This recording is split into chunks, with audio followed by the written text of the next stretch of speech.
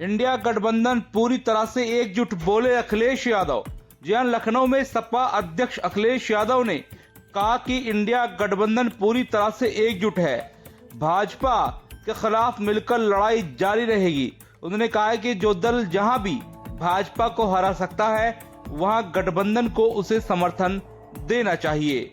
बता दें कि अखिलेश यादव ने हाल ही में दिल्ली में हो रहे विधानसभा चुनाव को लेकर कांग्रेस की बजाय आम आदमी पार्टी को अपना समर्थन दिया है, जिसके बाद से इंडिया गठबंधन टूटने की चर्चाएं तेज हो गई हैं।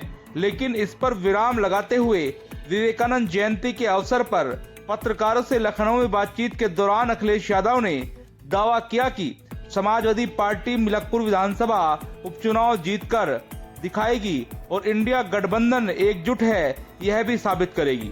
भाजपा पर पिछली बार उपचुनाव में धांधली के आरोप लगाने पर सवाल पूछे जाने पर उन्होंने कहा कि अगर इस बार गन पॉइंट के जरिए गड़बड़ी की गई तो कार्यकर्ता उसी समय निर्णय लेंगे।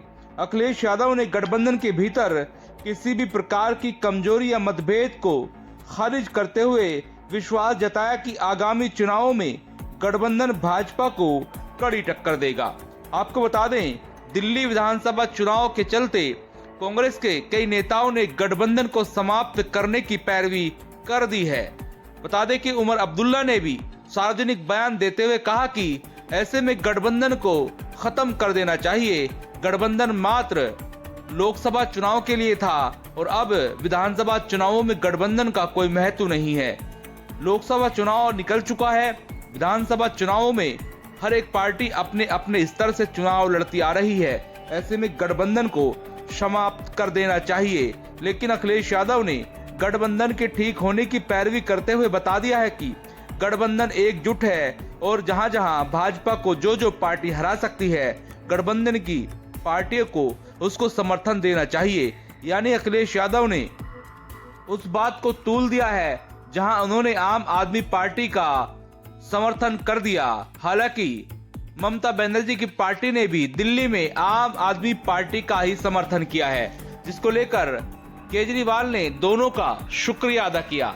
लेकिन गठबंधन टूटे जाने की चर्चाएं होने लगी, खबर फैलने लगी कि गठबंधन के जो सहयोगी दल हैं वह आम आदमी पार्टी को सहयोग कर रहे हैं। कांग्रेस में इस बात को लेकर खासा नाराजगी देखने को मिली। हालांकि राहुल गांधी ने कुछ नहीं कहा, जबकि कई नेताओं ने गठबंधन समाप्त करने की पैरवी कर दी। लेकिन इस बात को लेकर अखिलेश यादव ने क्या कुछ कहा है, सुनिए जरा इस पूरे वक्तव्य में क्या कुछ वह प्रेस कॉन्फ्रेंस के दौरान कह रहे हैं। एक छोटे से ब्रेक के बाद हाजिर होते हैं और सुनाते हैं आपको कि अखिलेश यादव का क्या कुछ कहना है। Swami Vivekanand Subharti University, one of the leading universities of North India. 250 acres campus, 220 plus professional and vocational programs, 20,000 plus students, state of the art infrastructure. Come and give wings to your career with Swami Vivekanand Subharti University, where education is a passion. NH58, Meerut, Delhi, NCR. जहां हम सब लोग बैठ करके याद कर रहे हैं, आदरणीय उदय प्रताप सिंह जी ने जो बातें रखी हैं कि पहले ही भाषण में जो उन्होंने बात स्वामी विवेकानंद जी ने कहा कि हम उस देश से आते हैं जिस देश ने हमें सिखाया है कि टॉलरेंस क्या है, यूनिवर्सल एक्सेप्टेंस क्या है। हमारा समाज, हमारा धर्म हमें टॉलरेंस सिखाता है, वहीं यूनिवर्सल एक्सेप्टेंस है। अगर कोई भी धर्म का यहां आया, किसी भी विचार को लेकर आया, भारत के लोगों ने उसे एक्सेप्ट कर लिया। अगर उनके जीवन के बारे में जब हम लोग पढ़ते हैं, जहां आज ही की तारीख में उनका जन्म हुआ था 1863 में,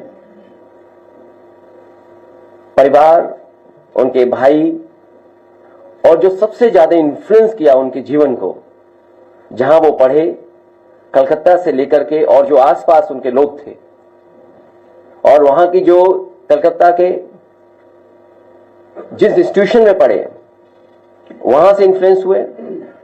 रामकृष्ण परमहंस उनके शिष्य बनकर के भारत का परिचय दुनिया में उन्होंने सबसे पहले दिया। इतना परिचय भारत का उस समय पर किसी और लीडर ने नहीं दिया होगा, किसी और स्वामी या संत गुरु ने नहीं दिया होगा जो स्वामी विवेकानंद जी ने दिया। आज भी हम उनके जो कोट हैं, उनकी जो बातें हैं, वो न केवल हम लोगों को रास्ता दिखाती हैं बल्कि प्रेरणा भी वहां से मिलती है। और आज के यूथ को जरूरी है उन बातों को समझना, जहां इतनी ज्यादा इंफॉर्मेशन ट्रेवल कर रही है, जहां सरकारें कुछ चीजों को बार बार थोपने की कोशिश कर रही हैं। तब हम समझते हैं कि स्वामी विवेकानंद जी के बारे में जानना, उनके बारे में पढ़ना, उनकी कही हुई बातों को अपने जीवन में लागू करना, उन बातों पर चलना शायद सबसे बड़ी याद करने के लिए उनके रहेगी, यही श्रद्धांजलि होगी। उनको यही याद करने का मौका है जहां हम उनकी बातों को याद करें और उनको अमल करने का काम करें। मैं एक बार फिर दीपक कबीर जी को धन्यवाद देता हूं, उनके साथियों को, कि हर वर्ष इसी तरीके से आप यहां पर विवेकानंद जी को याद करते हैं और उनके कामों को, कोट्स को अपने कैलेंडर में शामिल करते हैं, जिससे कि लोग उनके बारे में जानें, लोगों तक बात पहुंचे। ये भी इनकी 3 दिन करेंगे। मैं इसके साथ साथ जो एक कार्यक्रम ये चलाना चाहते हैं, समाजवादी नागरिक सोशलिस्ट सोसाइटी फेस्टिवल, उसके लिए भी बधाई देता हूं। हम लोग बैठ करके कार्यक्रम तय कर लेंगे। जहां समाजवादी पार्टी पीडीए का कार्यक्रम कर रही है, वहीं इस कार्यक्रम को भी कैसे शामिल किया जाए और कैसे हम अपनी विचारधारा को, अपने कार्यक्रमों को, अपनी सोच को जनता के बीच में ले जा सकें। आज हम जब विवेकानंद जी को याद कर रहे हैं, हमें उम्मीद है कि उनके कही हुई बातों को हमेशा हम लोग दिल और दिमाग में रखेंगे। जहां उन्होंने कहा कि धर्म से ज्यादा हमें रोटी की जरूरत है देश के लोगों को, और जो गरीब हैं उनको धार्मिक बातें समझाना शायद गलत होगा आज के समय में।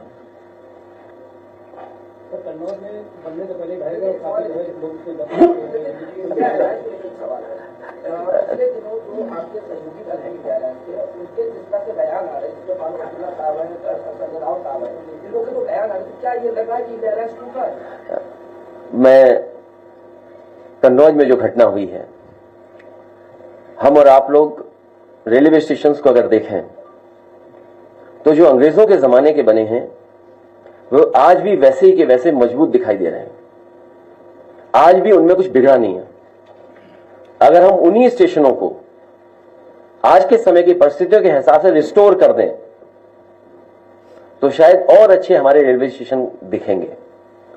जो कन्नौज में रेलवे स्टेशन या उसकी शटरिंग या जो बनते समय चीजें गिरी हैं, जिसकी वजह से बड़े पैमाने पर मजदूर दबे, भगवान की कृपा है कि किसी की अभी तक जान नहीं गई है।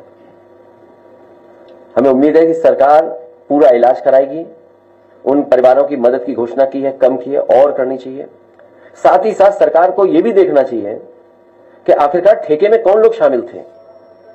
यह उत्तर प्रदेश में नई संस्कृति शुरू हुई है जहां ठेके तो आउटसोर्स और फिर आउटसोर्स और फिर बीजेपी के नेताओं का दबाव। तो जहां ठेकेदार अपना प्रॉफिट के लिए किन किन चीजों से कंप्रोमाइज कर रहा है और जिन मानकों को और जिस सेफ्टी के साथ हमें काम करना चाहिए, हम वो सेफ्टी भी मजदूरों को नहीं दे पा रहे हैं, जिसकी वजह से घटनाएं हो रही हैं। कन्नौज में जो रेलवे स्टेशन पे कार्य हुआ है और जो गिरा है, किसी न किसी बड़ी संस्था के स्ट्रक्चर इंजीनियर से उन्हें जांच होनी चाहिए और एक स्ट्रक्चर इंजीनियर के निगरानी में ही आगे काम हो, क्योंकि सुनने नहीं आ रहा जो क्वालिटी सीमेंट की, जो क्वालिटी सरिया की, जो क्वालिटी होनी चाहिए थी वो नहीं है। दिखने में छोटा दिख रहा है ठेका, लेकिन सब कामों को मिला लोगे तो न जाने कितना बड़ा ठेका था। ठेके को तोड़ तोड़ करके छोटा बनाना, उसमें खेल करना, ये बीजेपी की नई संस्कृति है। भ्रष्टाचार इतना कभी नहीं हुआ होगा जितना इनकी सरकार में भ्रष्टाचार हो रहा है। दूसरा, जो इंडिया गठबंधन का सवाल पूछा है, इंडिया गठबंधन वैसा इंटैक्ट है। जो इंडिया गठबंधन शुरुआती दौर में जहां से बनना शुरू हुआ था कि वो रीजनल पार्टीज जो भारतीय जनता पार्टी का मुकाबला कर सकें, उन्हीं का साथ देना, उन्हीं के साथ खड़े दिखना है। समाजवादी पार्टी आज भी उसी रास्ते पर है कि इंडिया गठबंधन और मजबूत हो, वही regional party Bharatiya Janata party का मुकाबला करें जो लड़ रही हैं, उन्हीं के साथ खड़ा दिखना पड़ेगा। तो मिल्कीपुर के लिए क्या तैयारी है? मिल्कीपुर की पूरी तैयारी है। अयोध्या का चुनाव भारतीय जनता पार्टी फिर एक बार हारेगी। इसलिए हारेगी, कई अखबार, टीवी चैनल यही कह रहे हैं कि समीकरण तो समाजवादी पार्टी के पक्ष में ही है। जब टीवी चैनल अखबार बोलने लगे, मैं आपसे भी कहूंगा कि ऐसा मत न्यूज चलाइए, इसलिए न्यूज मत चलाइए क्योंकि बीजेपी पुलिस लगा देगी। मेरी आपसे हाथ जोड़ के निवेदन है कि 7 चुनाव तो लूटे उन्होंने, इसीलिए सुप्रीम कोर्ट में भी बात चली गई है और इलेक्शन कमीशन ने भी वो डिजिटल जो रिकॉर्डिंग्स हैं, डिजिटल जो चीजें उनको देने मना कर दिया। वो इसीलिए क्योंकि एक ही मशीन पर बार बार पुलिस के लोगों ने बटन दबाई थी। अगर आपको याद हो, इसी हॉल में मैंने कहा था कि अगर फॉरेंसिक जांच हो मशीनों की बटन की तो आपको जानकारी हो जाएगी कि एक ही व्यक्ति ने बटन दबाई होगी। और आपने वो तस्वीरें भी देखी, वो वीडियो देखा जहां पुलिस का एक अधिकारी महिलाओं को रोक रहा था, लेकिन महिलाएं डरी नहीं थी। वो बाद में महिलाएं वोट डालने के लिए लगातार उन पुलिस वालों से लड़ रही थी। आप बोले ना बोले, हालांकि बहुत सी जगह आप लोग नहीं बोलते हैं, कोई बात नहीं, लेकिन आप भी सच्चाई जानते हैं कि कितना दबाव था अधिकारियों पर। जो अधिकारी बेईमानी कर रहे थे, वो अधिकारी कह रहे थे हम क्या करें, मजबूरी है। तो मिल्कीपुर का चुनाव जनता समाजवादियों को जिताने जा रही है। बस आपसे निवेदन है कि आप हमारी बड़ाई मत करना। 5 मंत्रियों को लगाई गई है ड्यूटी वहां पर, अभी 5 मंत्री। अगर आप विभाग देखोगे उन मंत्रियों का, वो सब लूटने वाले लोग हैं, विभाग लूटे हैं। आप बताइए किस विभाग में नहीं आ रही हैं शिकायतें? किस विभाग में शिकायतें नहीं? 14 तारीख से कुंभ शुरू हो रहा था, जा रहे हैं कि नहीं जा रहे? मैं हमेशा गया हूं और अगर आप कहो तो तमाम वो पिक्चर्स मैं शेयर कर सकता हूं आपसे, जिसमें समय समय पे मैंने गंगा में स्नान लिया है। कम से कम वो भी शेयर करें जो दूसरों को कह रहे हैं कि गंगा में नहाओ। और कुंभ में जाने की जो परंपरा है वो कई मायनों में कई तरीके से परंपराएं हैं। कुछ लोग गंगा स्नान इसलिए करने जाते हैं पुण्य के लिए, कुछ दान के लिए जाते हैं, और कुछ लोग जो पाप करते हैं अपने पाप धोने जाते हैं। तो हम लोग पुण्य के लिए जाएंगे और दान के लिए जाएंगे। तस्वीर लगा दी गई है सर वहाँ पे, अभी लोग एक सवाल है लखीमपुर खीरी में रामचंद्र मौर्य की पुलिस हिरासत में मौत हो गई, उसको लेकर के पीपी सिंह जो वहाँ के सीओ से दोहरा रहा है, उन पर कोई कार्रवाई नहीं, बहुत उल्टा सीधा बोला। मुझे याद है ये घटना कुछ दिन पहले हुई है, और जब मुझे वो वीडियो मिला तो मैंने वीडियो शेयर भी किया था। एक पुलिस अधिकारी इस तरह की भाषा नहीं बोल सकता। ये वही जिला है जिस जिले में एक विधायक जी को ठोका गया था, और किसने पीटा था? ये पीडीए परिवार के साथ इसी तरह का व्यवहार इस सरकार में बहुत दिनों से हो रहा है। ये पीडीए परिवार के लोग बहुत अपमानित हो रहे हैं। इसलिए मैंने ये भी कहा कि पीड़ित, दुखी, अपमानित लोग पीडीए के साथ खड़े दिखाई दे रहे हैं। जो मौर्य के साथ घटना हुई है पुलिस की वजह से हुई है, और ऐसे अधिकारियों को अगर दंडित नहीं करती है सरकार, तो इसका मतलब सरकार जातिवादी है और सरकार जातिवादी को बढ़ावा दे रही है। क्योंकि इस तरह की भाषा इस्तेमाल करने के बाद भी अगर कोई कार्रवाई नहीं हो रही है, इसका मतलब है भारतीय जनता पार्टी, उनकी सरकार में बैठे हुए लोग जातिवाद को बढ़ावा दे रहे हैं। अगर मिल्कीपुर में भी कुंदरकी और रामपुर की तरह गन पॉइंट रिपोर्टर्स को रोका गया तो उसके लिए क्या तैयारी है? ये सवाल बड़ा है। हम अपने कार्यकर्ताओं से कहेंगे कि अपने मन में ये बात रखें और उस समय जो फैसला ले सकते हैं फैसला लीजिए।